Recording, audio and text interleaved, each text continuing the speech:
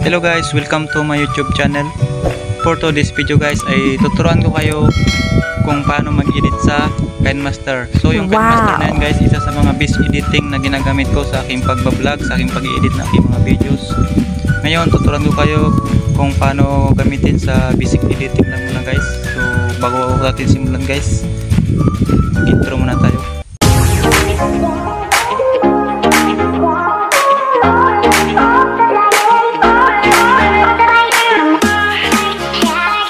Na tayo guys, punta ka lang sa iyong Play Store. Kapag wala ka pang KineMaster, search nyo lang sa Play Store nyo guys yung KineMaster. Ayan, mayroon na po ako dyan, nakalagay dyan guys, open, kasi na-download ko na po siya. Then kapag na-download nyo na guys, punta lang kayo sa inyong KineMaster application. Yan guys, yung KineMaster application, ganyan po yung itsura niya kapag naka-install na sa inyong cellphone. Click natin guys para simulan na tayo. Ayan. Then pindutin mo ito guys yung create nyo. Then kapag na-click nyo na yan guys ay ito yung lalabas. So nagsasabi siya kung anong ratio yung gusto mo. Siyempre guys, kapag YouTube yung upload mo guys, so 16:9 po tayo. So guys, yan, pindutin mo lang guys yung create. Yan. Then kapag dito na guys, click mo to yung video para mabilis mong makita guys. Yan. Tapos guys, kapag andyan ka na, lalabas yan ng mga files mo dyan guys, kung saan nakalagay yung videos mo na i-edit mo. So sa akin sa camera nakalagay. Click mo lang guys, hanap ka lang dyan ang gusto mong video. So kunyari ito guys, example lang. So kapag complete na guys, ganyan mo lang siya. Then X mo lang ito sa taas guys. Yan. So yan na guys yung video natin. Then back mo lang to guys sa taas. Yan, para ma-play mo siya. So i-don't show again lang natin. Ayan, dala-dala ni Del Monte. So yan guys. So ngayon tuturuan ko kayo kung paano to i-edit. Halimbawa guys, may video kayo na logo, pwede nyo lagay ang logo. Pindutin mo lang yung layer, then punta ka sa media. So nung logo ilalagay natin dito kunyari guys, ito guys, ito yung logo na to. Yan. Yan, for example lang naman to guys. Ayan guys, pag ganyan, pwede nyong galaw-galawin, pwede nyong ilagay kahit saan, pwede nyong liitan, pwede nyong lakihan.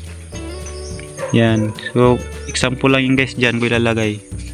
Then siyempre kung gaano ka ba yung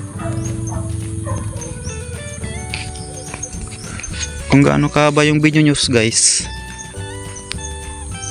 haba nyo rin guys yung logo nyo.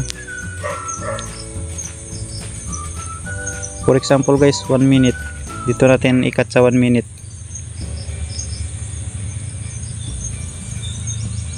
Ayan guys, iganyan nyo lang guys, swipe nyo lang pa kanan. Yan, 1 minutes natin guys. Then kapag puputulin mo pala yung video guys, ganito rin, click mo lang, then pindutin mo to yung split. Yan, split. Yan, then trim to right, trim to left, kung saan mo gustong putulin guys, kung ito ba yung sa kanan, kung ito ba yung sa kaliwa. So yung puputulin natin guys yung sa kanan, trim to right. So yan guys, diba, putol na siya. Yan, ganyan lang magputol guys. Siyempre yung mga pangit sa video guys, ganyan ang gagawin nyo. Then back mo lang to guys. So yan, may logo na tayo guys, tingnan mo, play natin. Ayan, dala-dala ni. Tapos guys, sunod na gagawin nyo guys, siyempre para maging maayos yung videos nyo, lagyan nyo ng background music. Pindutin mo lang to guys yung audio. Yan, pwede kayong magpili guys dyan. Pwede kayong dito sa files mo, click mo lang yan. Hanap tayo dito ng for example guys, ito na lang guys. Yan, then click po lang yung add guys. Ito guys, kung gusto mo nang ilagay, yan, click mo lang add. So papansin nyo guys, tatlo na sila, no? Ito yung video, ito yung logo, ito naman yung background music.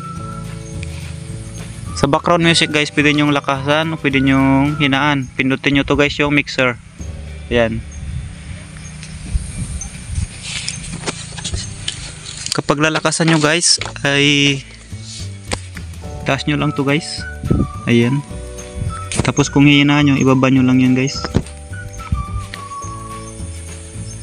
So laksan na lang natin kaunti. Yan, 100%. Then back mo lang to guys sa taas.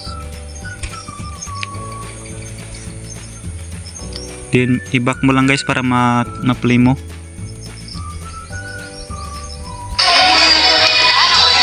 Ayan, dala-dala ni Del Monte. Hinaan lang natin guys yung videos natin para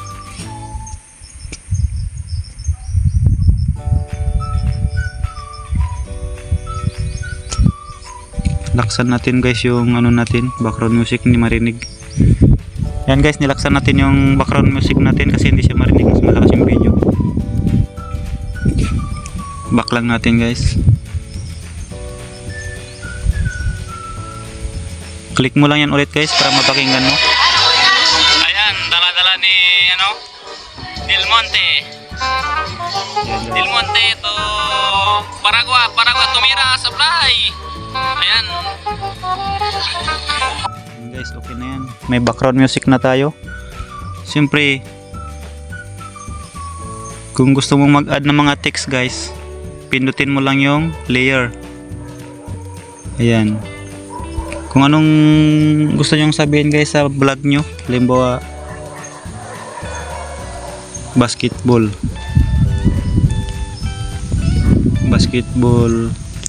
tournament. Ayan.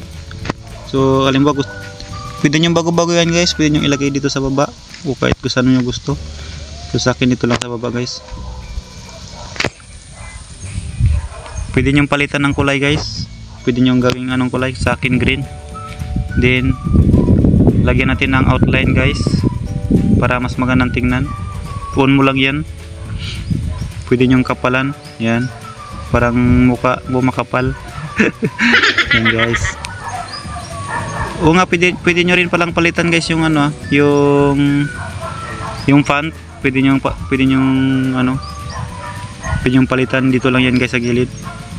Kunyari ito guys, yan, check mo lang to. O diba? Ganun lang kadali guys mag-edit. Parang laro na lang yan guys kapag matuto kayo. Siyempre guys, kung gaano ka ba yung ilalagay mo, yan. Kung halimbawa ipapantay mo sa video guys yung haba, ano mo lang to guys, yan, pahabain mo lang din. Then play natin. Ayan, dala-dala ni Del Monte. Del Monte to Paragua tumira sa fly. Ayan. Yan guys. Then kapag gusto mong palitan yung boses guys, ay kapag gusto pang mag-add guys ng music, pinutin mo lang tong audio. Ayan, sa recording. Pwede rin sa recording, pwede rin sa songs. Pili lang yan guys. So sa akin guys, hindi ko nalalagyan kasi for example lang naman to eh. Then kapag okay na guys, kapag happy ka na, pinutin mo lang to yung arrow nakapataas. So export na natin. Ngayon guys, papagpilian ka diyan guys kung anong size.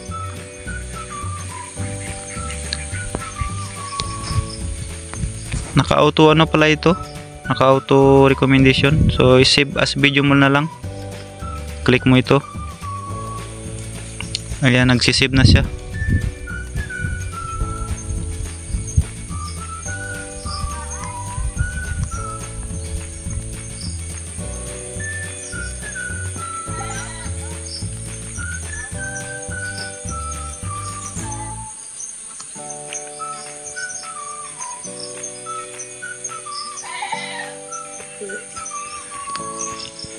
Okay na yan guys, so play lang natin.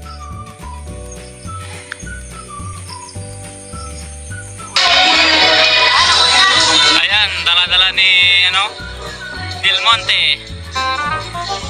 Monte to Paragua tumira supply. Ayan. At dito nagtatapos guys ang ating tutorial about sa editing sa KineMaster. Sana may natutunan kayo mga idol. Don't forget to subscribe my YouTube channel and paki-click ang notification bell para lagi ko po kayong updated sa mga videos na ginagawa ko, mga tutorial about sa mga ganitong content. Maraming salamat. Bye bye.